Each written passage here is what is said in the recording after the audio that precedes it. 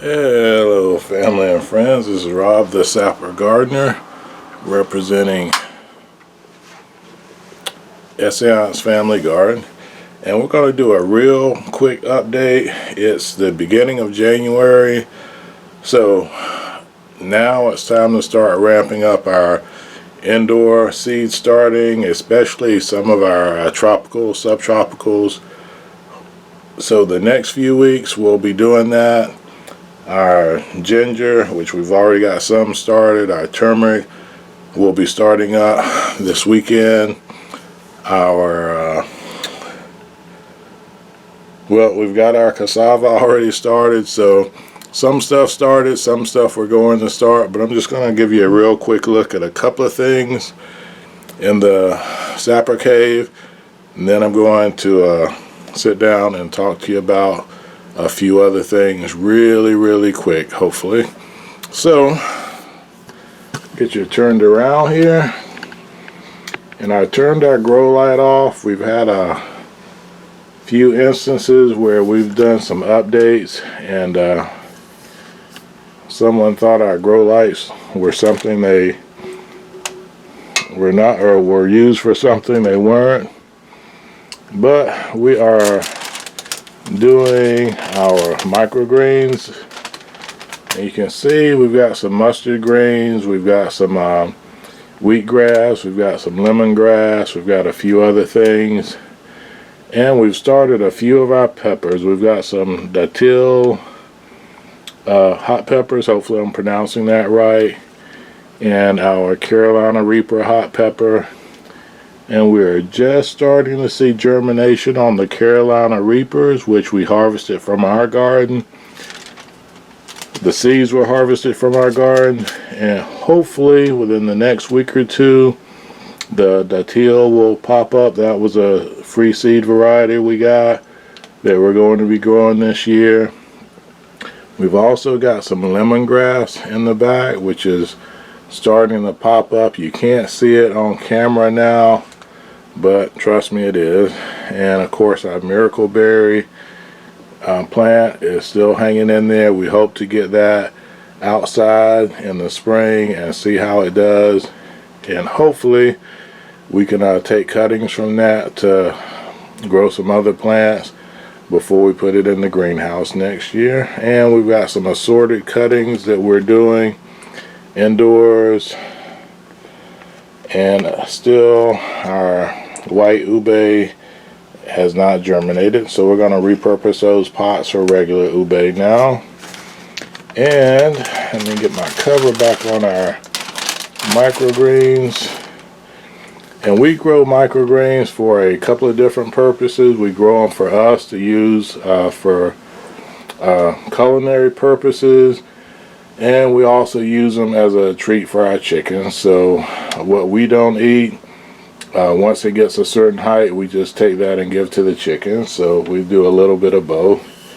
And I showed on a shorts video, a YouTube shorts, our banana pups that are growing. And see if I can get a better video without showing all the mess of the Sapper Cave. We've got, actually now that I'm looking, we've got 2 banana pups on this plant.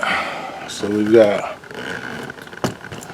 one here and one over there. And just doing some research and looking at some of our YouTube friends, it's best to let those grow to be about a foot tall before you collect those to propagate. And we'll be doing that, and we'll take you guys along once we do it. And this plant has, I think, just one. So yeah, so we've got 3 pups total, 2 on our largest banana plant, Cavendish banana plant, and 1 on our smaller one. So we'll come back, and while I was researching that, Mrs. SG reminded me that we also have pups on our pineapple plant in the greenhouse, and we'll take you along when we harvest those, but we're going to try to wait hopefully until springtime to do that, when it's warm enough to pot those up and get them out into full sun, because these plants really do better in full sun. But we're in zone 7A wintertime, and we do what we need to do to keep them alive, along with our peppercorn plants. So,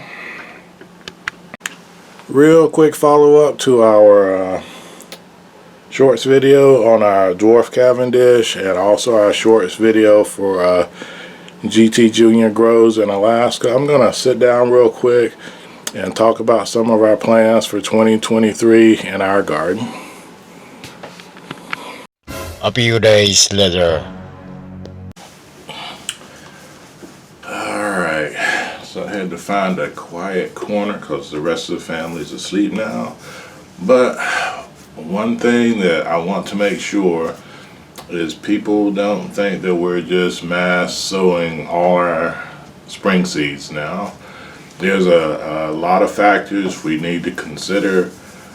Factor number one is your grow zone. So depending on where you live, USDA zone 7, 8, 9, 4, 5, 6, that'll determine your first and last frost date.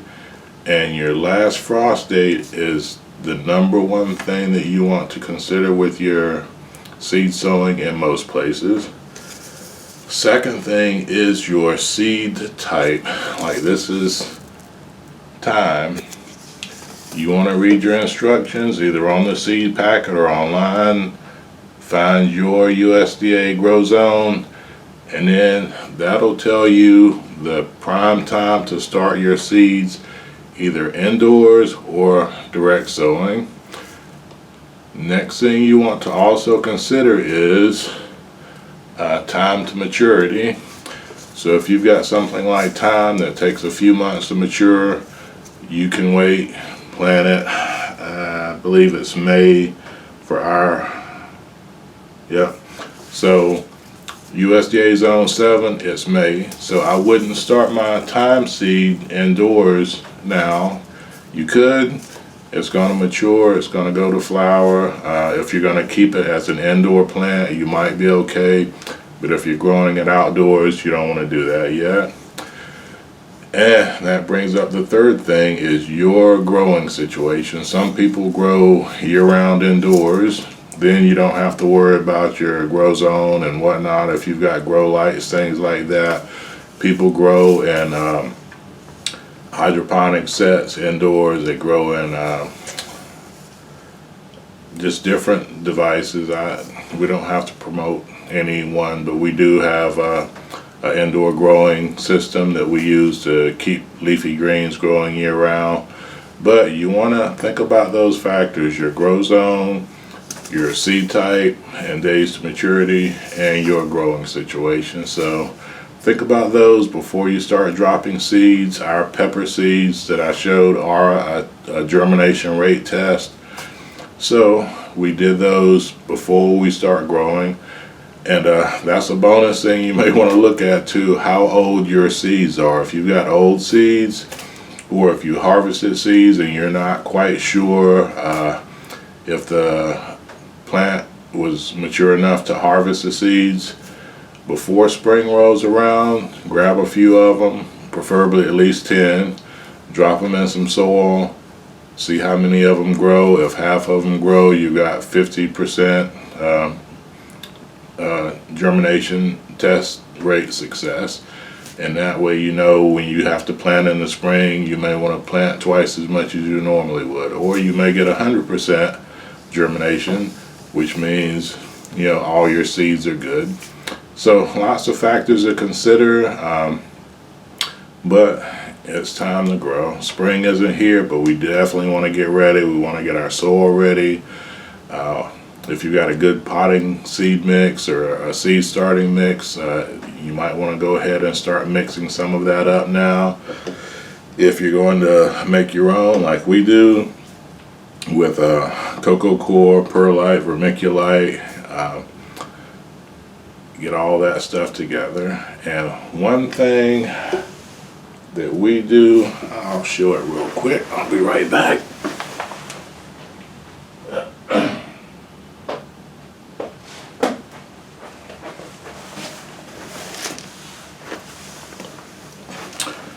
I have shown this a few times, and I know you can't get this everywhere, so I'm not sure if our friends in the UK or Canada down under can get it, but I'm sure you have something similar.